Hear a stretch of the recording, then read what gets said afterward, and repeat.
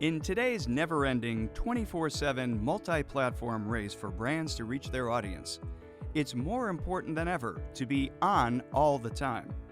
Always On is the show that gives marketing professionals advice and guidance on the most strategic ways to effectively reach that audience whenever and wherever they are.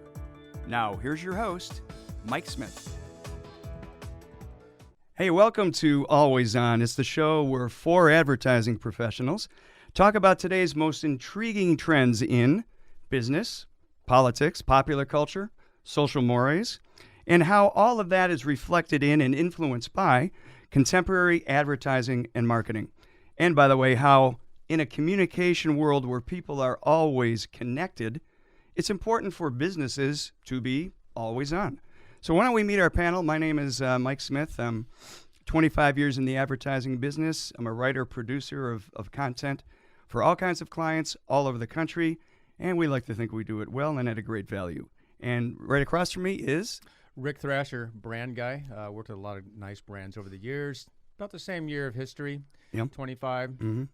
And enjoy working with all kinds of clients, from video games through currently some food and beverage, and even P&G and some of their big brands. Fantastic. We'll get to more of that later. And this is Ken Camastro, creative director in Orange County Advertising. My entire career, which is a slightly longer career than you guys have had, but I started very young. Right. I've worked on over... I don't believe you, by the way. Yeah, well, okay. Good instinct. I don't believe anything advertising people say. I've had over Nice. 240 brands in my history. Wow. Some of them you may have heard of, but that's about it. Cool. And this fine young man? Howdy. My name is Bill Lasky. I'm the media guy, a media mixologist, I like to call myself. I've actually been doing this paid for about 40 years. Wow. I know that sounds amazing, and I know it's a competition, but I actually thought about this morning. I started doing post-buy analysis in high school. So full disclosure, my father was in this business, so that's I was getting paid, I think, $3 an hour at the time. So, wow. Was that minimum wage or was no? I think it was probably below that at that time, and I'm trying to get up to that level. And now you're making $5 an hour. It's a raise. Fantastic. A raise is a raise. So what we're going to do today is we're going to have a roundtable discussion of these mega minds when it comes to some contemporary advertising trends and some analysis thereof. And I've got a couple of things written down here I'd like to share and see what the group here thinks. So this was pulled from Tips for Marketers, which is a consulting group, and they're looking at important trends in advertising and marketing in 2020. So let me read the first one, and then we can talk about it. This one they called Content Chaos. So over the past few years, there's been an exponential increase, as we all know, in the need for businesses to create marketing content. So let's take PepsiCo, for example, and their former group president, Bradley Jakeman, is that right? Bradley Jakeman, Rick? Yeah. Stated recently in an international conference that in the last 7 years alone, Pepsi has gone from generating about 30 primary marketing content pieces per year to something along the lines of 3,000 to 4,000 per day. So how does a marketer, I'm going to ask the group this, how does a marketer handle the surge of content hunger? How do we go about satisfying that media beast? Okay, second question. Do we have to raise our hands? No. Go right ahead, Rick. The floor recognizes. Right. Thank you, panel. I sit here before you on this committee. Mm-hmm. I think it really is a perspective of what type of brand, and then also the market. What target market? What are they doing? Because content has, when you talk about a Pepsi, right? Worldwide, internationally, 4,000 a day. Okay, that's got to count, as you and I talked about earlier, every single click ad and everything else. But what are they really, but their in-house agency that he created is doing a good 400 nice content pieces per month. Wow. And that went from 3 or 4 a day up to, so how do you get 400 now? You at 33, 34 pieces a day.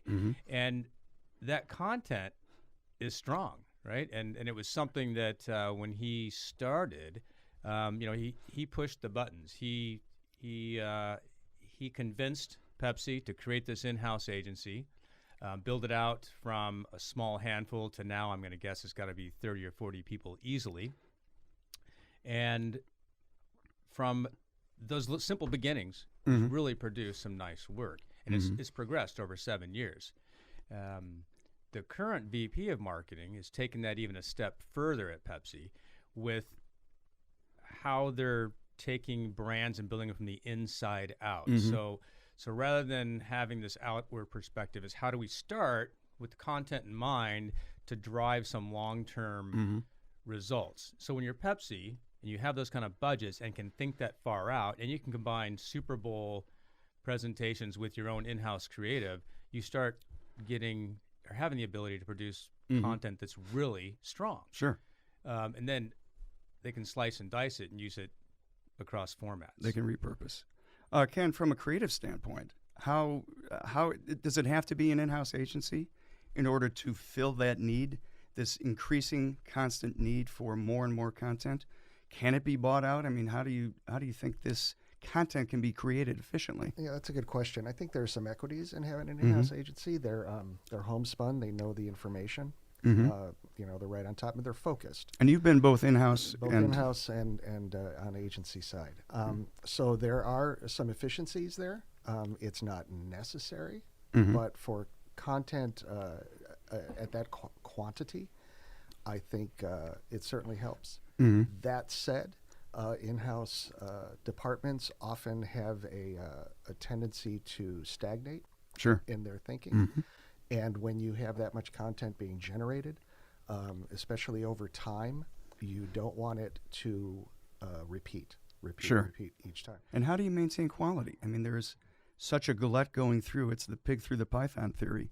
How do you make sure that everything's on brand, on target, on message? It's a matter of scale and bodies and paying attention to it. A small project is the same as a large project as long as you have the time and resources to put against the large project. It's just a matter of paying attention. Like Rick said, they have the wherewithal, the ability financially to handle that. Then I'm sure it's fine.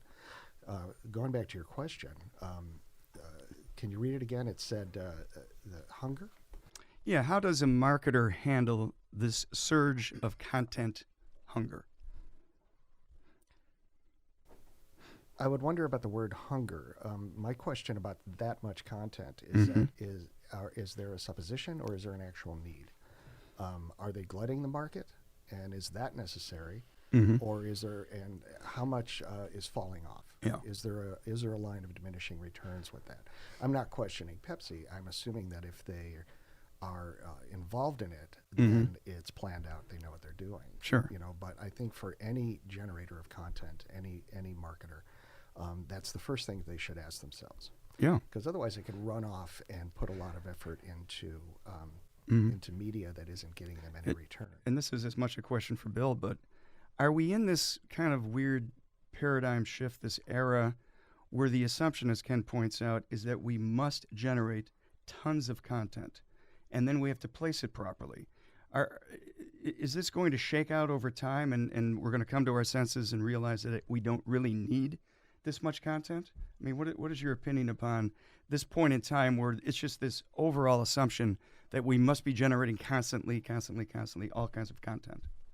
I mean, I think it speaks more to short attention span theater, right? Where I mean, increasingly there are so many channels to consume media and content that you need to be always on. You need to be always on everywhere all the time these days, whether you're Pepsi or whoever you may be. And it certainly has created some complexity in the media buying space. Where again back in the day was 3 networks of TV, and if you could afford it, that's where you went, newspaper, etc. Sure, obviously. But today, when you talk about 4,000 pieces of content with Pepsi, like we said, that's 3,700 banner ads, and then they're good stuff that they're rolling on. More premium. Obviously, their YouTube site's phenomenal, right? If you look at the content they've developed, and you compare some other brands. Nike, for example, and just on and on, that where they've got the big brands, the top tier brands. If you pick the top 10 probably in the world, they're all on the content game. but they're leveraging it across, in some cases, TV, national campaigns, and then back all the way down to all the social media channels. I think where it becomes a marketing question if you back up on strategy. Sure. What's your overall marketing strategy budgets, right? You have those in mind. When you're one of those top 10, you have the ability and reach and the need to spend and develop that content. And you can build those teams worldwide, right? Yeah. If let's go a little more local here to Southern California, Orange County, and you start tiering it back, there's still a drive for content that's very demanding for the small, medium businesses, right? So we talk about feeding the funnel. Are you starting at, so if you're B2B, you have less content maybe to create, but you still have an ongoing battle to provide that. And is that in-house, out-house, and then what does it split up? I was at an AMA conference, AMA Orange County conference a few months ago, and content was the topic from manufacturing. And this one group, rebranding, they make safety equipment for construction. So I talked to him for a few minutes after, thinking, hey, you need to be always on. Let's talk about video and production. How are you going to do that? He goes, I'm going to build an in-house agency. And you go, well, you're a pretty small firm for that. So they'll probably go to Ken's point. They'll end up building a small room, but they're demoing stuff that's government regulated. So they can probably, maybe it makes sense at their level to develop really short, straightforward, simple content. But I don't know how, so it might work for him. He's got the right, maybe the right size. But how does someone smaller, medium, or if you look at like Social Media Examiner, there's 39, their current booklet's got 39 guidelines developing content. Yeah. Well, how much of that, where am I going, to your point? So it's also channel based. Yeah, I mean, is there a lot of confusion in the marketplace? If I am a small to mid-sized company and I look at these figures from Pepsi, I know I can't possibly generate that much content. Yet that's the standard that has been set out there. So how do I know with my budget where to go and what to do? Do I generate it myself in-house? Do I pull in a media buyer? How do I know which way to turn? And how do I know which ones to cross off as impossible, that I can't be part of it? It's not in my budget. I don't have enough staff. I think those are the hard decisions right now that are being made. Do you guys find that? Absolutely. I mean, it has to start with the consumer, right? Your target, whatever it may be, and it really starts and ends there. And where are they? And what am I saying to them? So, I mean, I think many advertisers and agencies are kind of putting the horse before the cart, or the cart before the horse, whichever direction it is. Right. That's at $3 an hour. Right. That's why. That's your training at $3 an hour. Yeah. Thanks, Ken. They're going tactics first. Which means, well, we're gonna be digital, and we're gonna have a lot of content. Oh, wait a minute. Yeah. Whoa. I mean, aren't we finding that people are just grasping at straws at this point? I think we all are. And it may be I don't think I'm stating anything that hasn't been said before, but Bill brings up a good point. Nothing really fundamentally has changed in what we do. Communication is communication. Sure. You have to start with the target audience. What's confusing is the glut of channel options that we have, and how quickly things turn around. I've heard people tell me that the amount of data that they get, which is ostensibly a good thing, is confusing because it actually drives their decisions. They'll change course, and then lose course because they've lost sight of the original intent. Right. Slow and steady wins the race. It's a phrase, and I stand by it. If you understand your target audience and you dissect your channels properly, certainly it's of an advantage to be always on and to have as much reach as possible, but not everyone can do that. But that's never been any different. Television advertising, radio advertising before that, newspaper advertising before that. Right. Not everybody could do that. Not everybody can do that, but businesses still thrived, and it was with well thought out target marketing using proper techniques. Mm-hmm. Here's what I'm feeling, and see if you guys agree with this. I think there's a nervousness among marketing people that they are somehow missing the boat, that there has been this rapid influx of new platforms and new options, and they simply don't really know which ones to go for and how to handle it. And I think there's an anxiety about that. So I think the opportunity is for those who can consult them properly and help them through this forest. I mean, this maze of options. I mean, are we finding that there's a nervousness or an insecurity about whether or not I'm doing the right thing? More than ever. Yeah. I mean, and it's FOMO, as instilled in all of us every day. What's fun about that, the FOMO, is that affects the small business guy, mid-tier, and top brands. Yeah. I think top brands are almost more knee-jerk than even small companies. Because they have so many options. They have the money. They have the opportunity. So over the years, right? So it's 20 years of the internet, and so it was cost per click. No, first it was eyeballs. How many eyeballs do you have? Remember, that was the big phrase. Right. And then it was, how many cost per click. And now it's like you just alluded to, the various data. How many seconds did someone watch it on YouTube? Mm-hmm. And then the minute there's a new shiny lure, as you and I call them, that it's like, oh, we've got to do that. So the last couple of years, it's obviously influencers. Mm-hmm. I liked last year for consumer brands, consumer packaged goods, pop-ups. So it was a really hot thing to do pop-ups. Oh, yeah. So they would run out and build $100,000, $200,000 portable units, throw on the street for a week with a crew of 50 people. Yeah. And you go, what did that cost? Anyway, so FOMO for sure. How much content where? And I think our next topic's about where, right? I think that's a segue into the next topic, which is something that they called in this 2020 Tips for Marketers, distribution madness, of course they called it. So what it says here, and I'd like to get our comment on this, is only a few years ago, online marketers distributed content on no more than 2 or 3 media channels, blogs, Facebook, Twitter, that sort of thing. Today, the number has increased dramatically. We have LinkedIn, YouTube. I never even heard of this one, SlideShare. I don't know. Do we know that one? Instagram, Pinterest, Vimeo. And with that increase comes substantially increased media distribution complexity, which we were just talking about. So I guess this builds on our previous conversation. How do marketers manage the madness of all of these different options?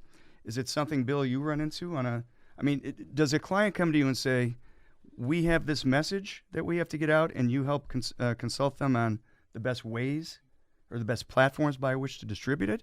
Or do they say, I need to place this TV spot?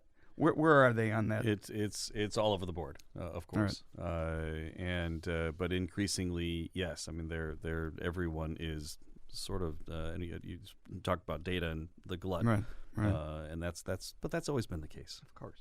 I mean, more than ever. And I remember an old phrase, analysis paralysis, and it really is an old phrase. But I think we're there. Mm-hmm. And I brought a quick little quote that I wanted to get right. Please. And this, and admittedly, it's those from Alfred E. Newman, I see. Well, it's Gary V. Same thing. That's you gotta be careful. I know. We all love Gary. But Gary, Gary's. I'll admit part of the reason that I'm here doing this, and part of the reason that some of us are talking about content more than ever, and he's one of those thousands of pieces of content a day. And so, but the quote, and it's pretty simple, blocking and tackling, but smart nonetheless. So the quote is, "Whoever understands the underpriced media and then understands how to be the best in putting creative into it, always wins." Well, okay, it's pretty basic, but absolutely true. So underpriced media, which there are absolute nuggets of underpriced media out there. Like what do we mean? Like what? Well, I mean, Gary speaks about TikTok. Right now, which your kids will know it for sure. You probably have looked at it and played with it here and there. And there are brands out there having successful campaigns with it already. Is it like an Instagram for kids? Look at it sometime, or we should throw up a sample in this somewhere. But I mean, like I went to that AMA thing a couple months ago too, and they said whatever it is, TikTok, SlideShare, in this business, go play with it. Download it immediately, get it on your phone, play with it for a couple of weeks yourself to understand it. But no, yeah, it's Instagram in its own right, but short, earworm, eyeworm, whatever you want to call it, but kind of videos, but whatever that may be, whatever the platform is, Facebook is done. Of course, it's not. It's still the big one of the bigger games in town. But for my kids, For millennials, it's not there anymore, really. So now TikTok's the next thing. So just be on the next thing, and or find what is still inefficiently purchased media that's out there. I mean, I've hung my hat on television for decades, and amazingly, it's still quite powerful, depending on your target, and quite affordable. Actually cheaper than on a CPM basis, cheaper than most of this. Interesting. Yeah. Wow. So does and I'll get to Rick in a second here, but so all of these different platforms that we're talking about, does the platform dictate the creative, or is the creative there first and then you find a way to use it on these different platforms? If you let it, and that's the if you let what? If you let it dictate it, that's the cart before the horse. No doubt. Going back years and years, when television, the inception of television, no doubt there was a drive to advertise on television because it was gaining in popularity. Sure. It was a broader reach and so on and so forth. Wasn't necessarily regional like radio, and you could go national. So there was a drive for that. So at no point in history, I think, of advertising has the media not influenced how we think. The difference today, I think, is the price of entry, the cost of entry. It's so cheap that you could allow yourself to get caught up in letting the media drive your decisions. So think of it as a party. You go to a party, and a good party, you walk around, you engage in discussions, people listen, somebody else makes a comment, and so on, so forth. Now you go to the party, and everybody's talking all the time, and few people are listening, and it's harder to be heard. So if at that party there's a new platform, something that where you feel you could get heard, you're going to jump on it because that's what's engaging the people at the party, and you're going to jump on it. But what happens, and you asked me about in-house and agency worlds, what happens, especially sometimes in in-house, because the agenda is to drive that specific company, is that engagement with those platforms for the sake of glomming onto a new platform becomes an advantageous position. And I think ultimately you can waste a lot of dollars by wanting to be always on, but not doing it smartly. Getting back to your party analogy for a second there. So is the answer at that party where everybody's talking and it's hard to be heard to do what I think is the more traditional thing, stand up on a chair and shout? Or is it to pull up a chair next to one of those people or two of those people and talk to them? Well, if I understand, so one is shotgunning out a message, the other is individualizing. It's I would say pulling up a chair, because you're targeting your audience. You're targeting your audience at that point, and reach is great, and being in front of people all the time is great, but you also have to remember that that's just a din of noise at that party. And if your message doesn't resonate with the people who are hearing it, they're going to tune it out regardless. Right. So it's very enticing when a new platform comes out, because the platform itself gets notoriety. The platform itself gets push. Right, because it's novel to begin with. Because it's novel to want to have a presence on that platform.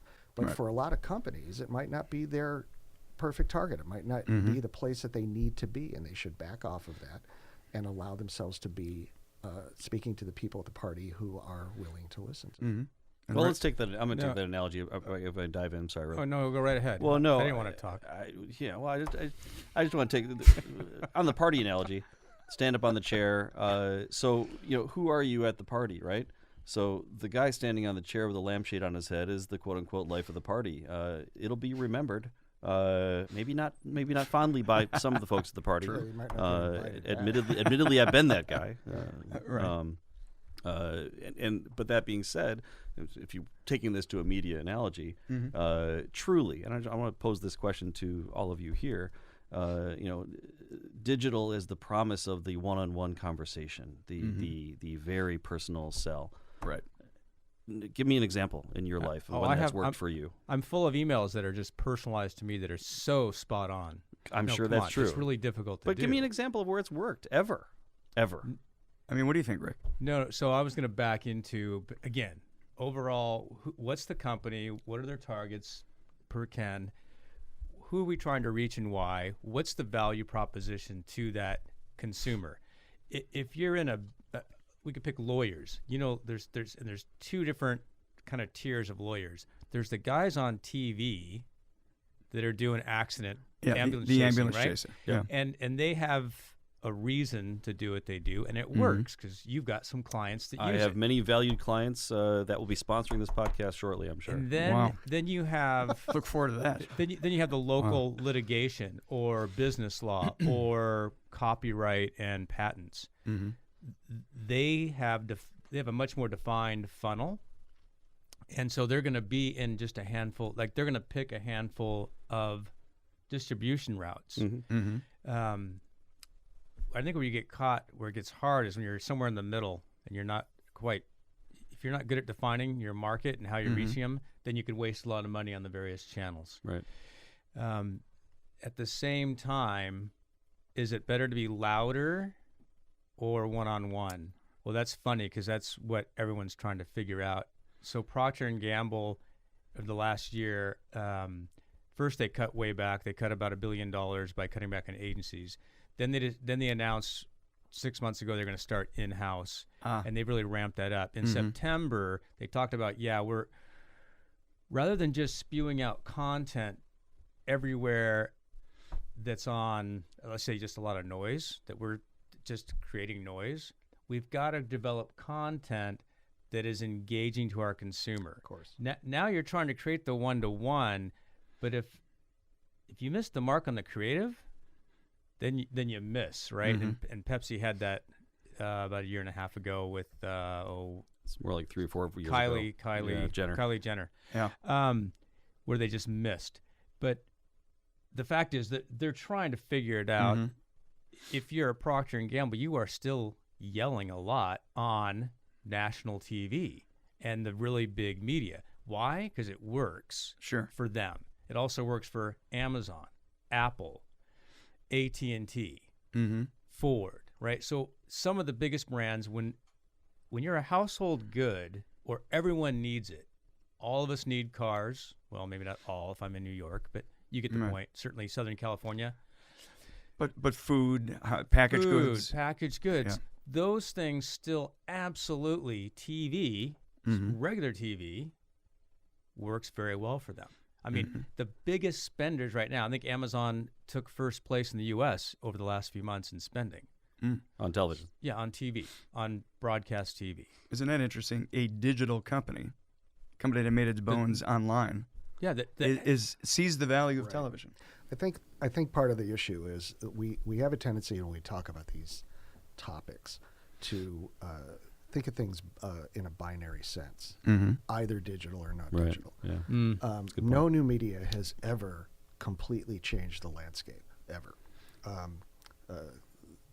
Internet came up, and the prediction was that magazines were going to be dead within a couple of years. That didn't happen. I mean, in any technology, those predictions. Well, never TV come came true. and radio was supposed to be dead. Exactly. That didn't happen. Right. Exactly. It just changed form. And an extension of what Rick's talking about is that when we make those assumptions, when we think in a binary fashion, we miss the point in a lot of areas.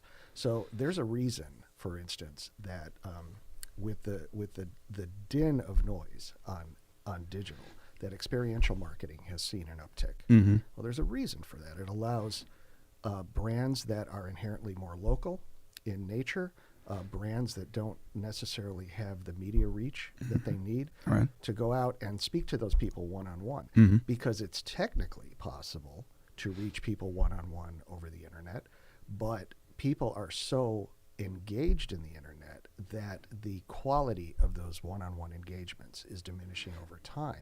And that's why I say, if an advertiser jumps into digital for the sake of digital, and I've seen this, because either they have pressure from above that they want, the boss wants to do new things, then they're missing out on that planning that we've talked about early on, targeting their audience properly that we talked about early on. The bottom line is, just like, again, going back when television and radio were the closest competitors for media attention, there were companies that stayed on radio because that's where they did best. And it might have been that they couldn't afford broadcast, they couldn't afford television, but doesn't matter. That's always been the case. Sure. Be smart on radio. There's no change in the dynamic now. The only difference is the amount of channel option we have. So Good. And in the 10 or so minutes we have left, I wanted to, building on what you were talking about there, Ken, I'd like us to sort of debate this topic. And it's a quote I found online recently. Traditional media platforms like TV and radio have lost their relevance to digital platforms, such as Google AdWords, Facebook ads, LinkedIn, video pre-roll on YouTube. Are we finding this to be true, false, or irrelevant today? it shifted. Wait, shifted. who made that quote? It was. I don't have the. I don't have the source. A digital guy for sure. A digital right? guy, probably. Yeah. I mean, And Bill is here to tell us. Well, true or false, otherwise. and the answer is yes. I mean, True and false. Absolutely, everything is shifting all the time now, and so as I go back to my friend Gary Vee, as long as you can create decent content and get in front of people the most efficient way possible, I don't care what the platform is. Actually, has digital. We just talked about this. Surpassed, and it has in spending in many areas, traditional. But I mean, I like Ken's point, and I mean, I started saying a couple of years ago, or reading that the term digital advertising should go away. It should be gone by now. It should just be advertising. Yeah, and it should, because I absolutely, there are some amazing tools that are out there. Sure. That many brands ought to be tapping into. Well, I don't know. Is omni-channel still the buzzword? But I mean, essentially cross-platform, be all the places you can or should be to meet your audience. So why is there still this traditional versus non versus? Well, it's a fight for dollars, and that's all it is, all the time, forever, of course. Is it generational, Bill? I mean, is it that there's a younger generation coming up that believes that TV and radio should be dead, and that we should all be just watching devices? No, there is a shift of consumption for sure. And again, my kids are in their early 20s. And they're absolutely not big TV watchers at all. In fact, I'm sure they're ripping off streaming stuff for free here and there as it is. I'm sorry if anybody sees this. But, believe me, nobody's Yeah, watching. don't worry. oh, good. Nobody's watching. All right, good. We're fine. Good. All right, good. I'm glad. Is it generational? Yeah, absolutely. There's a distinctive. I mean, it's amazing. 45 plus. Still spend about 70 to 80% of their time with live television. And the current 2019 beyond omnichannel now is all about connected TV, CTV and OTT and all of those streaming video platforms that are out there. And we'll sit in this room and we'll sit in our giant audience watching. Most of them are consuming mainly streaming video. Most of us in this room, if you watch TV at all, it'd be live sports, news, and that's about it, perhaps. But that being said, the vast majority of people, streaming still is only about 15% of video consumption. The vast majority is still I didn't know that. television. And it varies by market, it varies by demo, it varies by a variety of things. And so when you go to my 20-year-olds out there, then I mean they're primarily streaming. So again, Ken already said this. Radio didn't kill print, and TV didn't kill radio, and and video games. digital's not killing. Video games haven't killed movies, and Right. it's Right. I think the reason, the question I think was why is the debate continuing? And I think it's two things. Number one, it is generational. Those that were around prior to digital marketing are still around, and when that happened, agencies in particular had no idea what to do with it. We had this new channel. It was inexpensive. It was unexplored.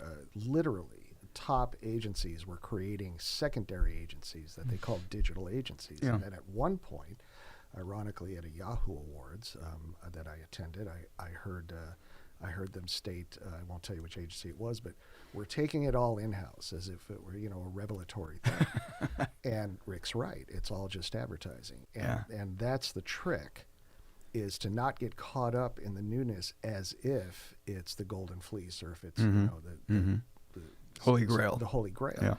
Yeah. And just, calmly manage your ideas, manage your campaigns, and get in the right channels in the right structure.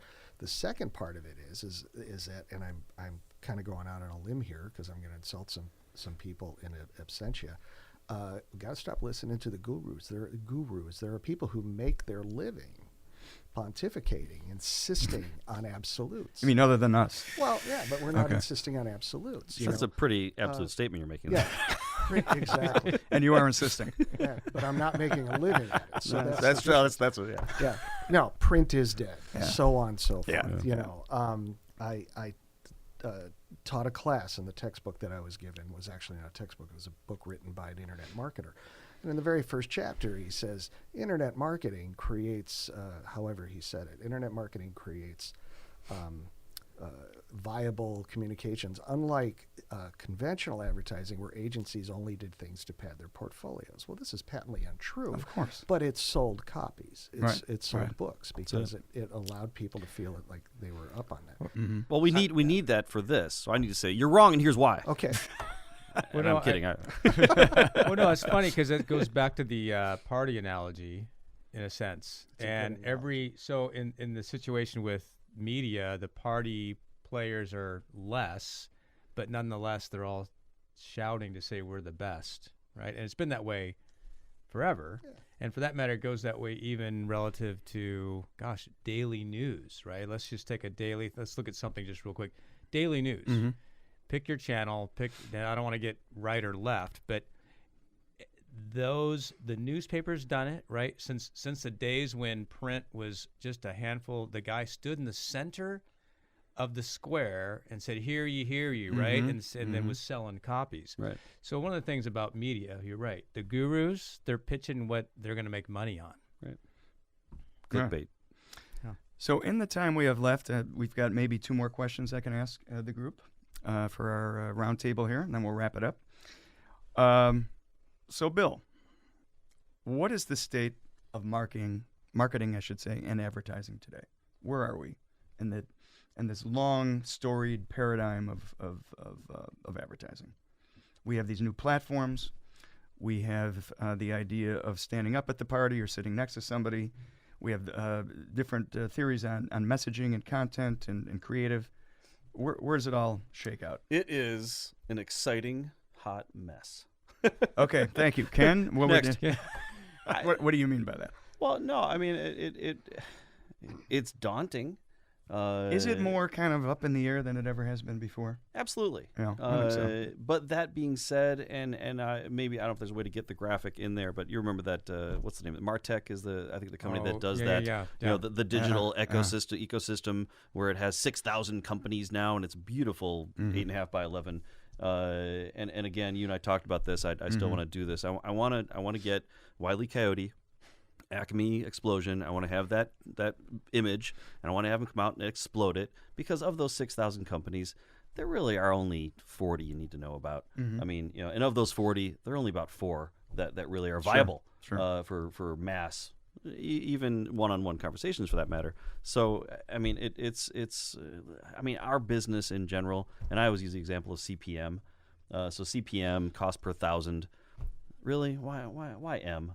And I mean, I get it. I think it's But back in the day, I think it was to confuse, in my opinion. There's a lot of smoke and mirrors and BS in this business, and a lot of business for that matter. But in media, and digital is maybe the more guilty party these days. It seems to be designed to confuse. And certainly everything's designed to extract dollars.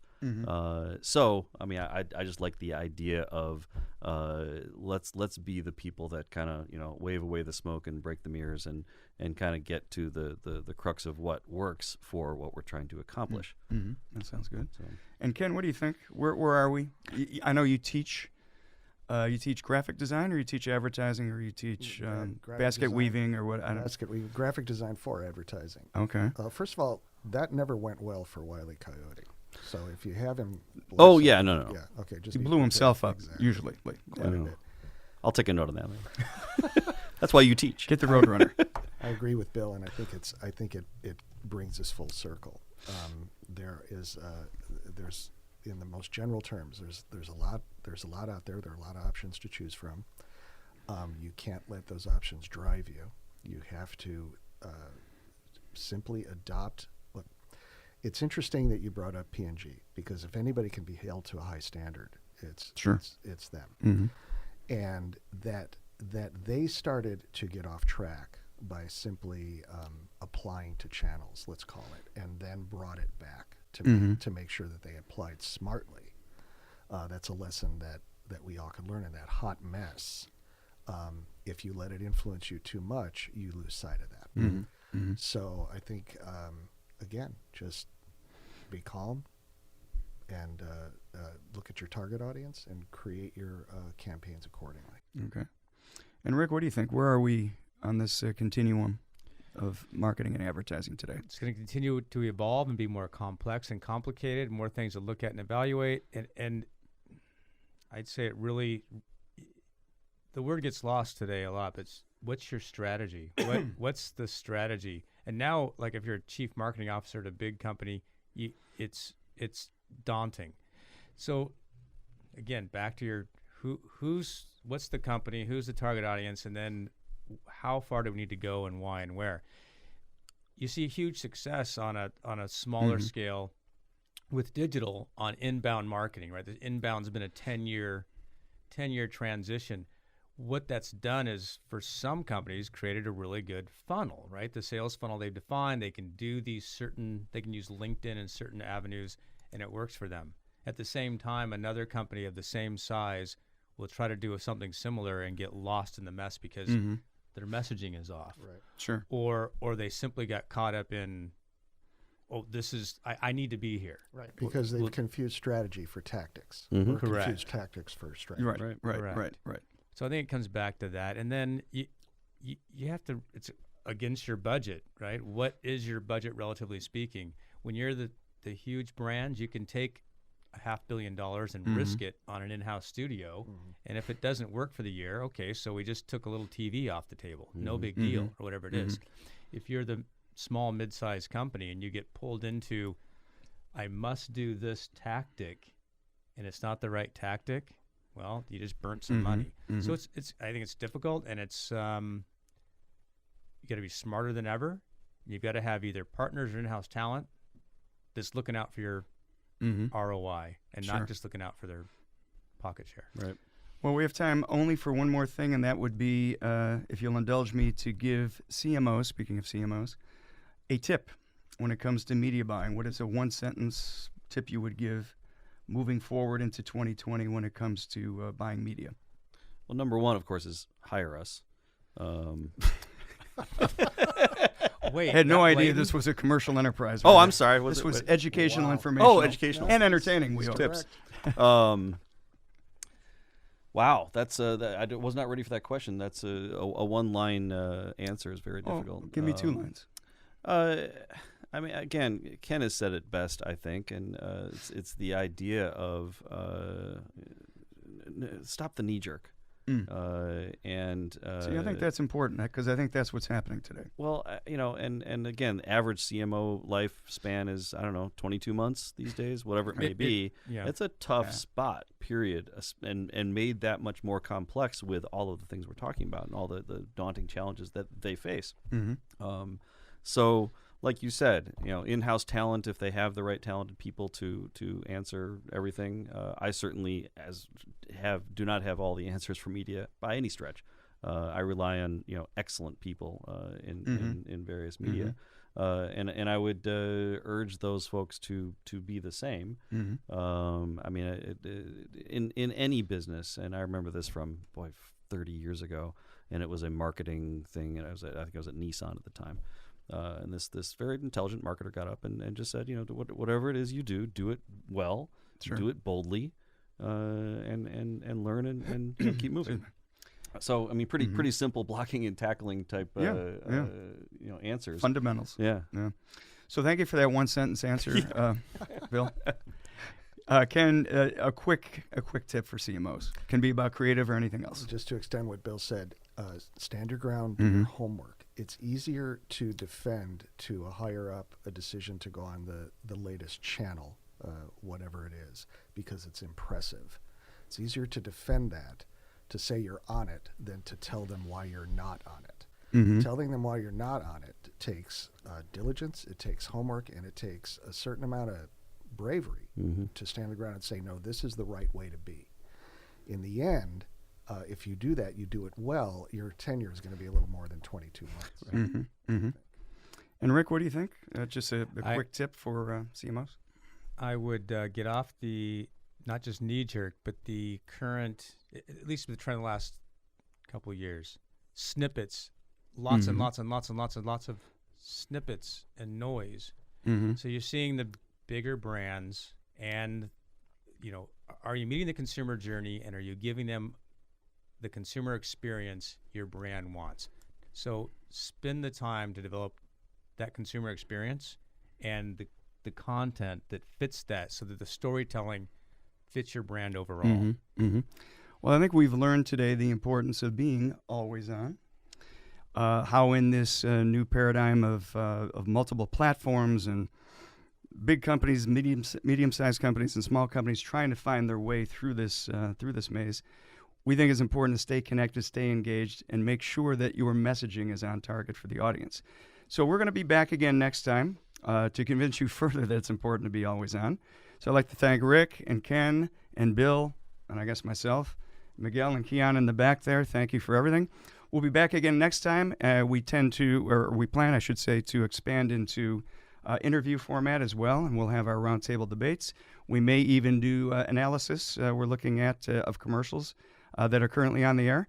So join us again next time. And in the meantime, visit us at teamalwayson.com. Thanks. Join us again next time when Always On looks at today's most notable trends in business, politics, pop culture, and social mores through the prism of contemporary advertising and marketing. To learn more, visit us at teamalwayson.com. Until then, be always on.